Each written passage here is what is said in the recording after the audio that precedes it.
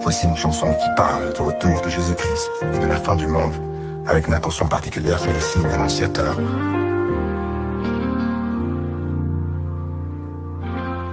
Les temps sont là, les cieux s'obscurcissent, les nations tremblent, le chaos grandit. Les guerres éclatent, les cœurs se durcissent, les signes sont clairs, le jour est près d'ici. Regarde, les signes sont là, le Fils de l'homme revient avec éclat. Le monde chancelle mais nous avons l'espoir, Jésus revient, tout est écrit dans son regard. Les prophéties s'accomplissent chaque jour, la terre gémit, les cieux sont en fureur, les étoiles... Gloire à Jésus-Christ de Nazareth. Mes salutations les plus chaleureuses à tous dans le nom précieux de Jésus-Christ. Aujourd'hui, nous allons parler de la puissance de la vie éternelle, car plusieurs personnes ignorent que le chrétien ne meurt jamais. Un enfant de Dieu ne meurt jamais. Écoutons la parole de l'Éternel. Pour comprendre ce mystère, nous allons mettre sur la table le livre de Jean 11, le verset 25 à 26 que je m'en vais lire dans le nom précieux de Jésus. Ma Bible déclare, Jésus lui dit, je suis la résurrection et la vie. Celui qui croit en moi vivra, quand même il serait mort. Verset 26. Et quiconque vit et croit en moi ne mourra jamais.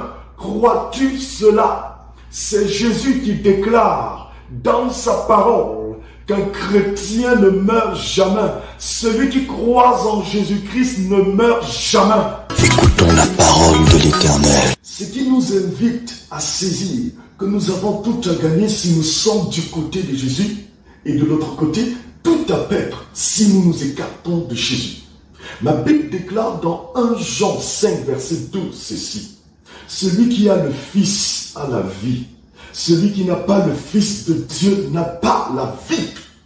C'est avec Jésus que nous avons la véritable vie.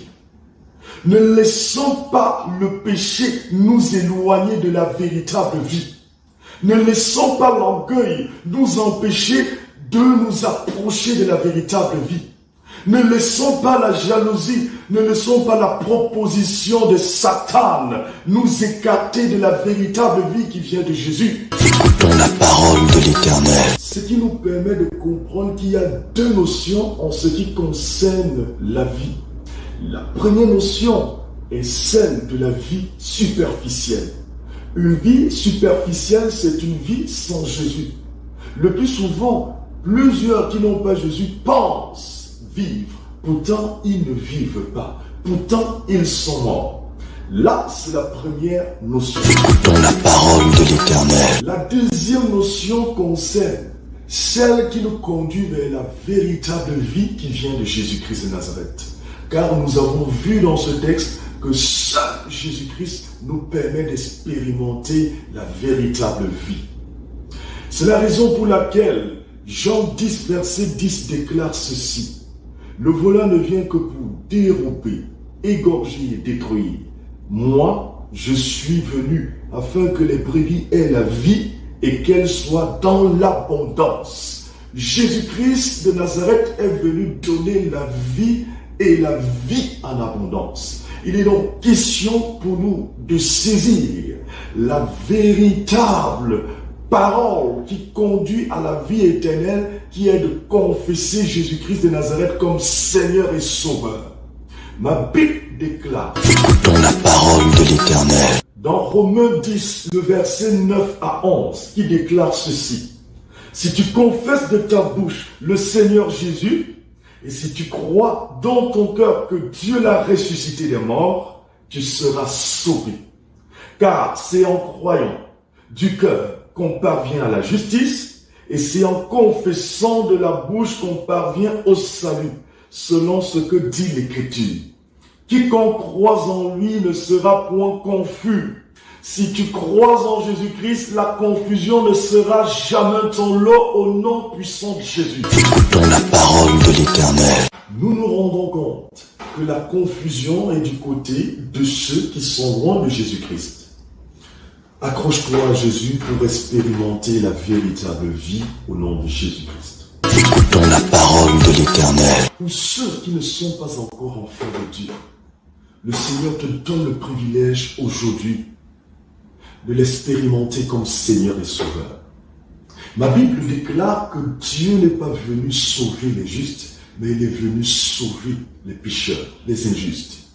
Marc 2, verset 17. Écoutons la parole de l'Éternel. Reconnais que tu n'es qu'un pauvre pécheur, comme ce brigand sur la croix qui avait reconnu qu'il n'était qu'un pauvre pécheur et qui dans la suite a expérimenté le salut au nom de Jésus-Christ. Ma Bible me dit précisément dans Luc 23, le verset 43, ceci. Jésus lui répondit à ce brigand qui avait reconnu qu'il est faible.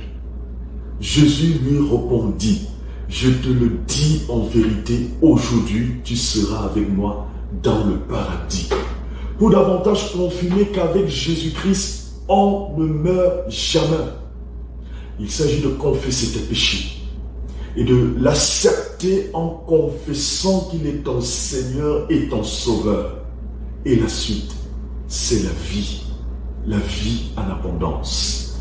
Dieu, par la méditation de la parole, par la prière, te permettra d'entretenir cette communion pour davantage jouir non seulement de cette bénédiction ici sur terre, et après la vie éternelle. Vis la véritable vie avec Jésus, car avec Jésus-Christ, on ne meurt jamais. D'ailleurs, Écoutons la parole de l'Éternel. Luc 20, le verset 37 à 38, qui déclare ceci, que les morts ressuscitent. C'est ce que Moïse a fait connaître quand, à propos du buisson, il appelle le Seigneur le Dieu d'Abraham, le Dieu d'Isaac et le Dieu de Jacob. Verset 38. Or, Dieu n'est pas le Dieu des morts, mais des vivants, car pour lui, tous sont vivants. Le Dieu que nous servons n'est pas le Dieu des morts, c'est le Dieu des vivants. Moïse est vivant parce qu'il était avec Dieu. Isaac est vivant parce qu'il était avec Dieu. Jacob est vivant parce qu'il était avec Dieu. Sois vivant en étant avec Dieu, en mettant en pratique la parole de Dieu, en se confiant totalement au Seigneur Jésus et en respectant les injonctions du Saint-Esprit. Il s'agit de cette vérité au nom de Jésus-Christ de Nazareth. Par l'autorité que Dieu m'a donnée, je viens réprimander tout esprit de confusion qui perturbe les enfants de Dieu, qui empêche aux enfants de Dieu de vivre la sérénité spirituelle au nom puissant de Jésus-Christ. Et j'installe dans leur vie la crainte de Dieu, l'amour pour Dieu, l'amour pour le prochain, au nom de Jésus-Christ. Je viens prophétiser dans la vie des athées le salut au nom de Jésus-Christ, car ma Bible déclare que c'est Dieu qui visite les cœurs. Si Dieu n'attire, personne ne peut venir à lui. Par l'onction de Dieu, je déclare le salut dans la vie des athées, dans la vie des incrédules, au nom de Jésus-Christ. Merci Papa de ce qu'en ce moment quelque chose se passe dans la vie d'une personne. Retiens que la vérité prophétique ne se débat pas, mais elle s'impose au nom de Jésus-Christ. Amen. Nota bene. Jean-Baptiste est venu, il ne mangeait pas, il ne buvait pas, les gens ont parlé. Jésus-Christ est venu, il mangeait, il buvait, les gens ont parlé. Les gens ne cesseront de parler. Mais ce qui compte, c'est la pensée de Dieu pour toi. Et la pensée pour cette semaine consiste à nous faire comprendre ceci. Je ne cesserai de faire à l'heure où il faut faire ce qu'il faut faire pour plaire à celui qui fait et défait les faits. Et celui qui fait et défait les faits, c'est Dieu. Pour Dieu, en mémoire des personnes qui ont combattu le bon combat comme Paul et qui sont vivants, je ne cesserai de prêcher l'évangile plus haut, d'aller plus loin dans l'évangile afin de faire vivre la vie de Christ autour de moi au nom de Jésus-Christ. Que Dieu vous bénisse au nom de Jésus. Amen. Voici une chanson qui parle du retour de Jésus-Christ et de la fin du monde, avec une attention particulière sur le signe de l'Annonciateur.